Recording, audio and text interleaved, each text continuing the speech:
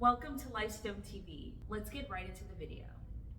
Hi, I'm Marcelle, and today I'm here with Davis. Thanks so much for coming over and having this organic, spontaneous chat with me. Organic and spontaneous are my favorite types of chats. Yeah. So I'm happy to be here. Thanks for having me.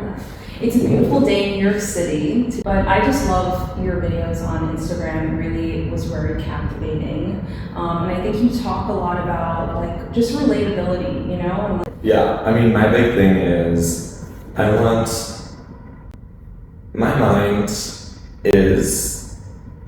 has what it needs to be absolute hell. Dumpster fire in there. The horrors. And it can be so wonderful and lovely. And I feel like the journey of getting from point A to point B has been like my life's work. And so I feel almost evangelical, for lack of a better word, of just like sharing these things that have been so helpful to me, because I'm like, I'm not the only one who has the horrors.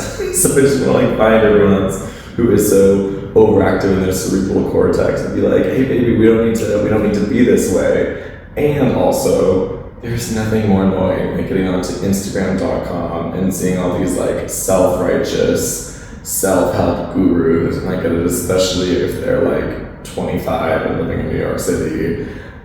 It can be really irritating no one wants to listen to someone who's acting or pretending like they have everything figured out. Just like nobody does. Like maybe, I don't know, all that Eckhart Tolle talk that way. No, or like Oprah, if she wants to talk that way, sure, go ahead. But I personally don't have a large bandwidth for other people talking that way, and it's my experience that nobody else does either. Yeah. And so I've found it to A, be the most effective, B, feel the best for me, and C, it's just the truth.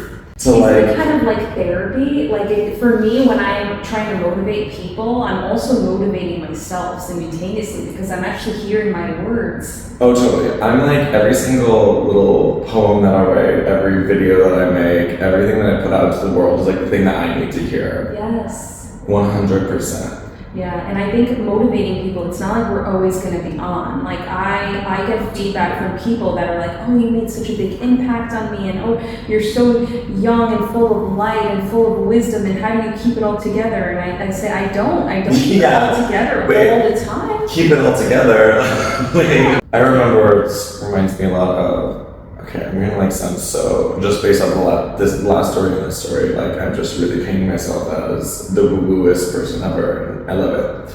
So, last April, I did my first ayahuasca trip, did 3 nights, and I remember the third night, I was laying there on my mat, as one does, and I had the first 2 nights were really heavy, but like the third night, I just remember like feeling my body a lot, like really running my hands all over and like rubbing my shoulders and like rubbing my chest and rubbing my legs and like massaging myself, I guess.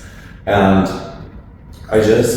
it hit me how much I've been treating my body as something to be consumed by other people rather than something for me to experience and consume and live within, right? Like, oh, I'm working out, I'm doing all these things because I like being attracted to people, but not. You want to look good, but at the same time, this is like your message. Well, at the same time, it's like, what if I want my chest and like legs to be big and strong, not because it turns other people on, but because like it turns me on to feel it. You know what I mean? It's also, you know, as a gay man, I'm not attracted to, but I also am. So there's that too. But, but it's just kind of that switch of like, oh wait, who am I doing this for? What am I doing this for? What is the energy shift when I choose to, I don't know, I guess like love my body and pour myself into my body rather than need it to be something. I think so many of us are constantly living in this like performance mindset again, where everything is a machine, everything is a means to an end. I mean, it's very prevalent, I would say, in the gay community, you know, with body image and stuff like that. I imagine it's very similar for women, and I think just for everyone when it comes to like hustle culture and stuff in New York. I mean, hello, right? Like everyone's just going. I'm curious, what does like, in the midst of all of this craziness, New York City, what do you do to like kind of stay in that I am not a machine, I am a person, other than the time in the shower, other than just the soaps? I'm curious. Yeah. What does that look like for you, kind of staying grounded? I'm a huge believer in affirmations, in speaking things into existence, in the power of words. So when I feel myself getting triggered, getting in a rut, getting in my own head, I first think about like my body, because a lot of times we just need to move our bodies, which I'm sure you know. If you're not in the mood and then you go work out, all of a sudden now you're like in a whole different mood. You're sweating, you're moving your body. Sometimes it just needs to be out of your body. So I'm a big believer in moving my body. Dancing, I love dancing, I love exercising. I mean, honestly, this makes me think a lot about conversations that I have with my life coaching clients, because so many of us have not been at cause, like we've been sleepwalking through our lives, and then all we know is that we feel drained of energy. We know that we're not happy, or we feel like we're always pushing and hustling all the time, and we think the solve for that is like, oh, I just have to try harder, like, oh, I haven't been going to the gym, I just need to like, I'm gonna try to wake up with a little more motivation tomorrow, or like I've been so like aggressive and I need to chill out, and so I'm just gonna like try a little harder tomorrow to like chill out. And sometimes trying harder can be helpful. I'm not saying that we will never get results that way.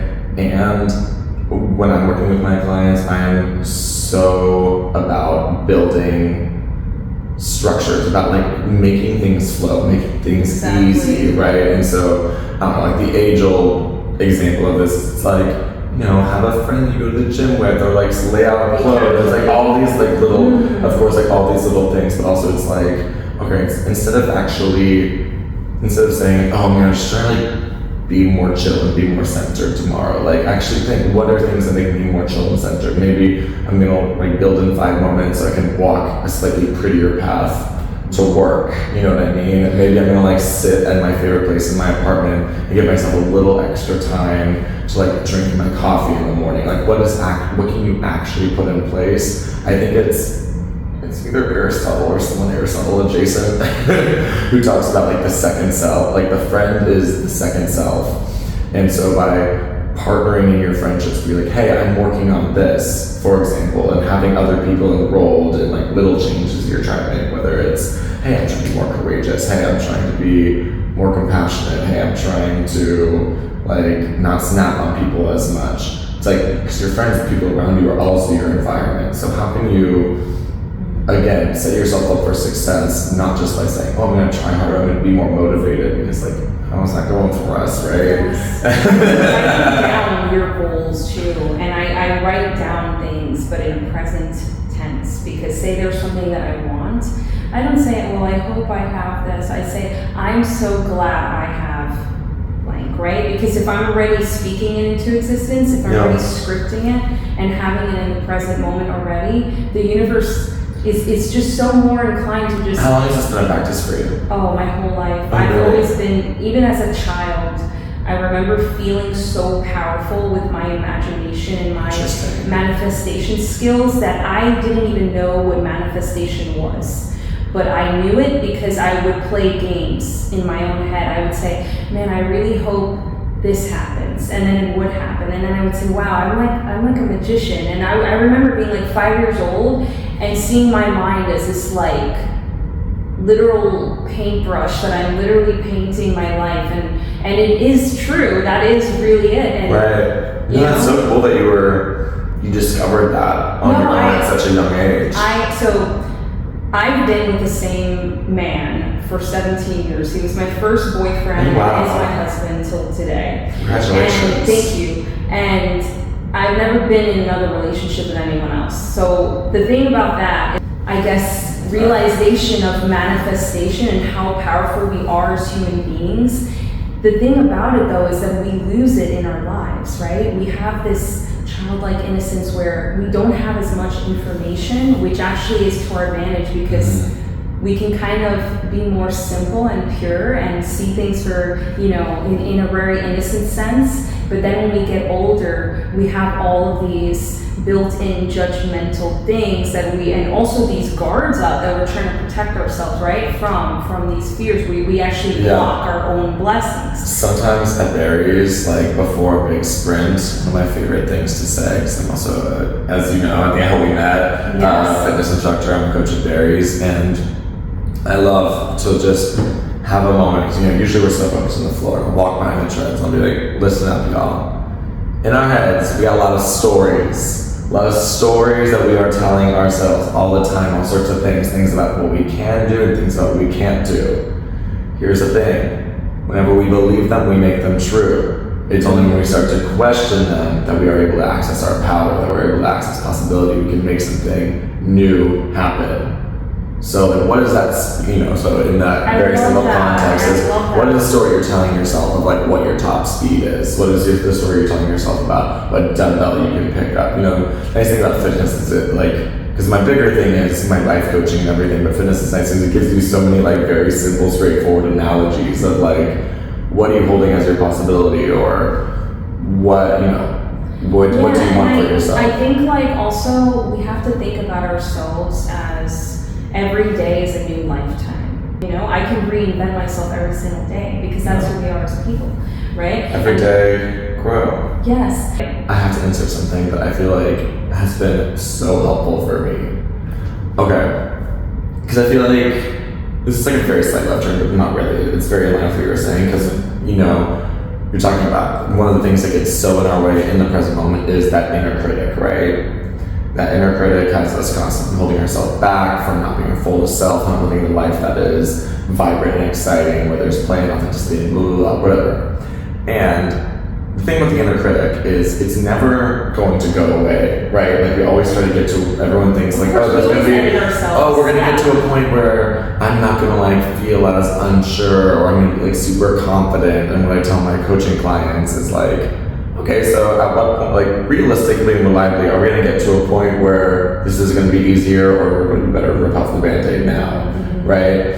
And one thing that I found to be really helpful in doing that is that instead of waiting for the day the inner critic goes away, just learning to make friends with it, but also externalize it a little bit. And so for me, I hear that voice as Eeyore from Winnie the Pooh in my head. Like if I take a really good Barry's class from like an instructor who just absolutely knocks it out of the park, my like deadly sin is envy. I'm Enneagram type 4 for those of you who are like into that. And so I get very envious really easily. And so I'll immediately hear like, oh, that was so good. Like why even try? They're like you're never gonna teach a class that good. Like they're and like they used to get to me so much, but now that I just hear that as Eeyore, I'm like, well, Eeyore's gonna Eeyore. Listen. You know what I mean? Like that's what he does. Like I don't have to take him seriously. I can just like be like, okay, sweetie, like hear you. Let's move forward. You can't run the show. So where can people find you on Instagram? Barry's Bootcamp. Yeah. So right now I'm all over the place at Barry's. So if you want to take my class in New York City, just keep an eye on the schedule. I think you can search up the instructors. Yes, Davis Thompson. We'd love to see you. And if I'd always be posting it on my Instagram, so give me a follow at Davis is Awake. And if you want to get in touch with me for coaching or personal training or anything of the sort, just visit wake.nyc. It's my coaching company. So give it a look. And that's all linked on my Instagram. Again, Davis is Awake. Thanks so much for watching, and peace and gratitude. Thank you so much for watching. I really hope you enjoyed. You can find me at lifestoneusa.com as well as on Instagram at lifestoneusa. Peace and gratitude.